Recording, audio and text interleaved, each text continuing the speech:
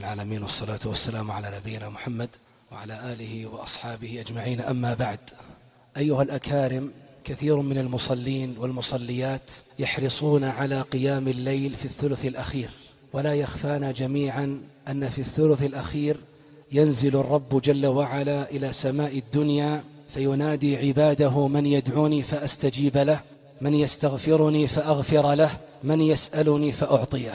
لكن كثيرا من المصلين والمصليات ربما غفلوا عن وقت هو أثمن من ثلث الليل، ألا وهو وقت السحر. أخبرنا ربنا سبحانه وتعالى عن قصة لوط عليه الصلاة والسلام في سورة القمر. قال الله تبارك وتعالى: نجيناهم بسحر.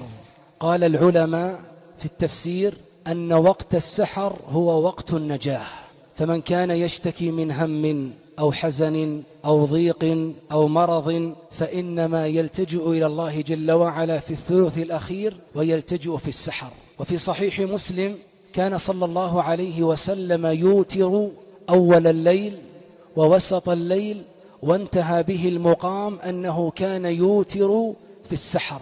ونحن في المساجد قد حرمنا أن نصلي الوتر في وقت السحر، لأن وقت السحر يكون الناس قد ذهبوا إلى بيوتهم وتجهزوا لوجبة السحور. لذلك يا رعاكم الرحمن، إذا انتهيت من صلاة الوتر وتسحرت وقد بقي على أذان الفجر نصف ساعة، فاعلم أن هذا الوقت هو أثمن وقت في رمضان. قال الله تبارك وتعالى: والمستغفرين بالأسحار. وقال الله تبارك وتعالى: وبالأسحار هم يستغفرون. في مصنف ابن أبي شيبة عن أبي سعيد الخدري رضي الله عنه قال أن داود نبي الله عليه الصلاة والسلام قال: يا جبريل، ما أفضل وقت في الليل؟ فقال جبريل عليه الصلاة والسلام لنبي الله داود: يا داود، لا أعلم إلا أن العرش يهتز في السحر. وقد ذكر بعض المفسرين أن الله جل وعلا يفتح أبواب الجنة كل ليلة في السحر، هذا في غير رمضان.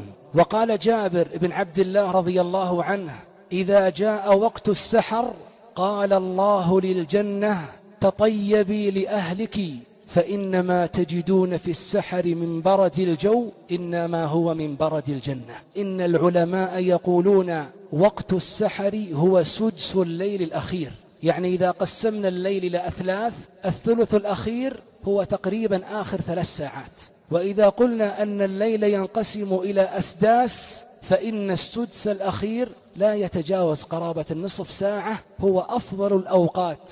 أيها الأكارم، لا يكن آخر عهدك في الاستغفار والصلاة والتعبد انتهاء الإمام.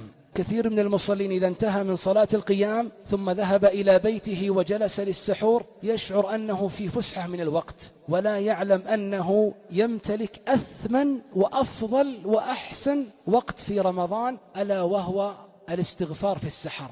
يا رعاكم الرحمن، كل رجاء لا تجعل آخر عهدك في المسجد انتهاء صلاة التراويح والقيام.